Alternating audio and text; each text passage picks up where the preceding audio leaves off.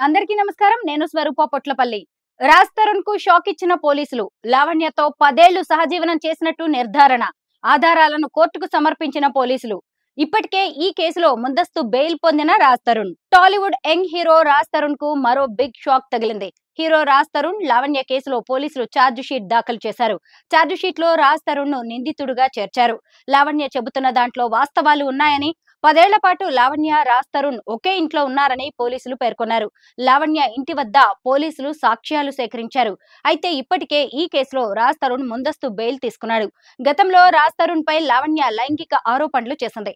టాలీవుడ్ లో ఇప్పుడిప్పుడే ఎదుగుతున్న యంగ్ హీరో రాజ్ తరుణ్ వ్యవహారం సినీ ఇండస్ట్రీలో సంచలనంగా మారింది. రాజ్ తరుణ్ తనను మోసం చేశాడంటూ లావణ్య నార్సింగి పోలీసులకు ఫిర్యాదు చేసింది. ఈ క్రమంలో పోలీసులు అతనిపై కేసు నమోదు చేశారు. రాజ్ తరుణ్ మోసాలకు పూర్తి ఆధారాలు పోలీసులకు సమర్పించింది లావణ్య. ఆమె సమర్పించిన ఆధారాల ప్రకారం కేసు నమోదు చేశారు నార్సింగి పోలీసులు. అతనిపై పలు సెక్షన్ల కింద కేసులు నమోదు చేశారు. ఛార్జ్ షీట్ కూడా దాఖలు చేశారు. రాజ్ తరుణ్ వర్సెస్ లావణ్య, మధ్యలో మాల్వి మల్హోత్రా. వీరి ట్రయాంగిల్ రిలేషన్షిప్ ఎపిసోడ్ తెలుగు రాష్ట్రాల్లో హాట్ టాపిక్ గా మారింది. తిరగబడ్రా సామి మూవీ షూటింగ్ కు ముందు నుంచే వాళ్ళిద్దరి మధ్య అఫైర్ ఉందని, ఆమెను కలవడానికి రాజ్ తరుణ్ ముంబై వెళ్లి వచ్చేవాడని లావణ్య ఆరోపించింది. అంతేకాదు, హిమాచల్ ప్రదేశ్ సీఎం తనకు ఫ్యామిలీ ఫ్రెండ్ అని, తాము తలుచుకుంటే ఏమైనా చేయగలమని మాల్వి మల్హోత్రా, ఆమె సోదరుడు మయాంక్ తనను బెదిరించినట్టు లావణ్య తన ఫిర్యాదులో పేర్కొంది. గతంలో డ్రగ్స్ కేసులో ఆరోపణలు ఎదుర్కొంది లావణ్య. తనను శారీరకంగా వాడుకున్నారని, అబార్షన్ కూడా చేయించారని లావణ్య పోలీసులకు ఇచ్చిన ఫిర్యాదులో పేర్కొంది. అంతేకాదు, డాక్టర్లు ఇచ్చిన మెడికల్ రిపోర్ట్లు కూడా లావణ్య పోలీసులకు ఇచ్చింది. దీంతో రాజ్ తరుణ్ వ్యవహారం టాలీవుడ్ లో టాక్ ఆఫ్ ద ఇండస్ట్రీగా మారింది. దీంతో రాజ్ తరుణ్ కు బిగ్ షాక్ తగిలింది. రాజ్ తరుణ్ ప్రస్తుత వయసు 32 ఏళ్లు. వైజాగ్ లో పుట్టి పెరిగాడు. 2013లో వచ్చిన ఉయ్యాల జంపాల సినిమాతో టాలీవుడ్ ఇండస్ట్రీకి పరిచయమయ్యాడు. ఫస్ట్ మూవీ హిట్ కావడంతో అందరి చూపు తన వైపు తిప్పుకున్నాడు. ఆ తర్వాత వరుసగా చిన్న చిన్న సినిమాల్లో ఆఫర్స్ వచ్చాయి.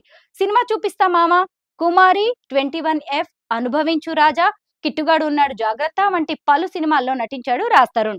గత కొన్నాళ్లుగా అతడికి సరైన హిట్ లేదు. ఫిర్యాదులో పేర్కొన్న కొన్ని అంశాలను పరిశీలిస్తే 2008 నుంచి లావణ్యకు రాజ్ తరుణ్ తో పరిచయం ఉంది.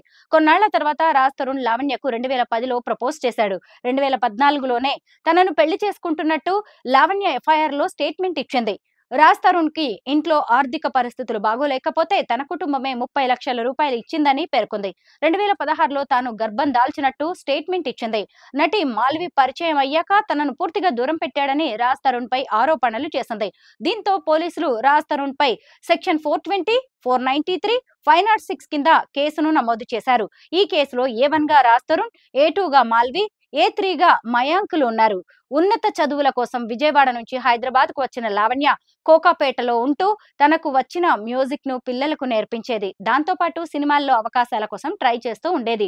పలు షార్ట్ ఫిల్మ్స్ లో హీరోయిన్ గా నటించేది. యునిత్ రెడ్డితో కలిసి నటించింది. పలు సినిమాల్లోనూ చిన్న చిన్న పాత్రలు చేసింది.